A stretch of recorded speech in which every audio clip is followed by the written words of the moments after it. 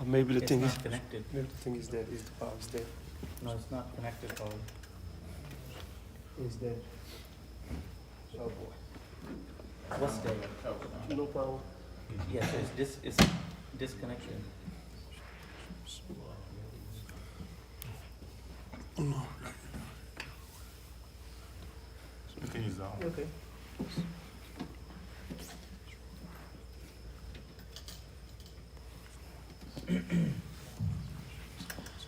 بسم الله الرحمن الرحيم نحمده ونصلي على رسوله الكريم أما بعد. Our daily prayers are prescribed for their own specific times. Each prayer has been assigned a window of duration. Within that window of duration, you have to offer the prayer. You can neither advance it over that time or postpone it from that time. If you advance it, it wouldn't count. And if you postpone it, you will get the sin of postponing a prayer from its prescribed time. Jazakumullah. So, how do we get these prayer times? We get these prayer times from Quran and from the Sunnah of our beloved Prophet Sallallahu Alaihi Wasallam. And Allah Subhanahu wa Taala sent Jibreel alayhi salam directly to not just inform the Prophet Sallallahu Alaihi Wasallam and tell the Prophet Sallallahu Alaihi Wasallam what the prayer times are for Fajr, Zuhr, Asr, Maghrib, Isha, but to demonstrate it. So Jibreel alayhi salam came down for all 5 prayers for 2 consecutive days. The first day, Jibreel alayhi salam came down, and obviously this was happening in Makkah, and this is long before migration. So Jibreel alayhi salam would come down and he would lead the Prophet sallallahu alaihi wasallam in prayer. So the first day, Jibreel alayhi salam led all 5 prayers in the earliest time. So the starting time of Fajr, starting time of Zuhr, starting time of Asr, starting time of Maghrib, and the starting time of Isha. The second day, Jibreel alayhi salam came down again and led the Prophet sallallahu alaihi wasallam in all 5 daily prayers. But this time, he led each prayer in the last time, so ending time, right before the ending of that timing of the prayer. And then at the end of the day, Jibreel alayhi salam told the Prophet sallallahu alaihi wasallam, these are the timings of the prayers. In between the 2 times, you have to pray and you have to tell your ummah to offer these prayers in between these times. So we have a window for each prayer. For Fajr, there's a starting time and there's an ending time. For Zuhr, there's a starting time and there's an ending time. Now, for Maghrib, Jibreel alayhi salam came down to lead the prayer at the same time for both days. And that is not because Maghrib only has that specific time for its prayer, valid time.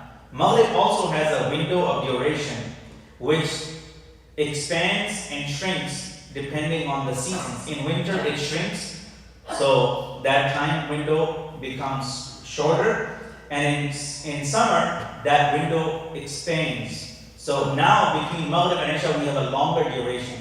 In winter between Maghrib and Isha we have a shorter duration. That's because of the seasons. So the reason why Jibreel alayhi salam led the Prophet sallallahu alaihi wasallam both days Maghrib prayer at the same time is to signify an important lesson. And the important lesson is that Maghrib should be done as soon as possible, under all circumstances. You should not delay Maghrib. As for other prayers, there is room to delay. There is room to delay Zuhr, there is room to delay Asr, there is room to delay Isha as well. As a matter of fact, the preferred time of the Prophet ﷺ of doing Isha, the time that he loved to lead Isha, was the later time, almost like midnight. One day, the Prophet ﷺ, he delayed showing up for Isha. So people were waiting. and the Prophet is not showing up. Finally, he comes into the masjid almost an hour or more after the scheduled time of Isha. So the Prophet ﷺ, he said, if I did not fear putting you in hardship, I would delay this prayer even further. Because delaying it further takes you almost into the time of Qiyamul Layl. So you get the reward of Qiyamul Layl as well. But of course, it's not easy. It's very difficult. And now we are in summer. We're doing Isha at the latest time now, which is 10:15. But there are places where Isha doesn't even start until midnight. Like for example, there are some places in England, or if you go further north, in France, Norway. they pray like around midnight time for Isha. Subhanallah. Even in Buffalo, they pray Isha at like 11:30 or 11:15. Detroit, if you go to Detroit, or if you go to Chicago, they pray Isha very late. And if you go to Norway, they don't pray Isha until past midnight. And their Fajr starts very early, maybe at 2 a.m. they have to pray Fajr. So that time changes from time to time. So the best time to do prayers is the earliest time, although it is permissible to delay it as well. But for Maghrib, it has to be done as soon as possible. That's what the Prophet ﷺ showed through his example, and that's the schedule that the Prophet ﷺ maintained in his life as well. So when it comes to the times of prayers, we should not take those lightly. We should not take that as a joke. The times of prayers are prescribed, and we should give priority to our prayer over all other priorities. If we truly believe in Allah subhanahu wa ta'ala, and if we truly are submissive to Allah subhanahu wa ta'ala, then we should understand that this is the first and the foremost obligation that Allah has imposed upon us.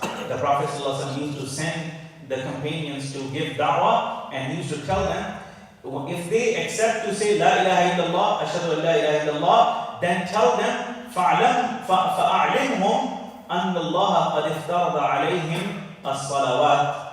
Tell them that Allah has imposed on them, prescribed on them 5 daily prayers. This is the first and the foremost obligation. And we should not play with the times either. You should not make it acceptable for yourself that you do all 5 prayers at the end of the day and say that that's the only way I can do it. You should try to give priority. You try to make room for lunch, right? You try to make room for dinner. You try to take a break for your snack or for bathroom or for other things as well, because those are important to you. So make your prayer important to you as well. But it's also, those are the convenience.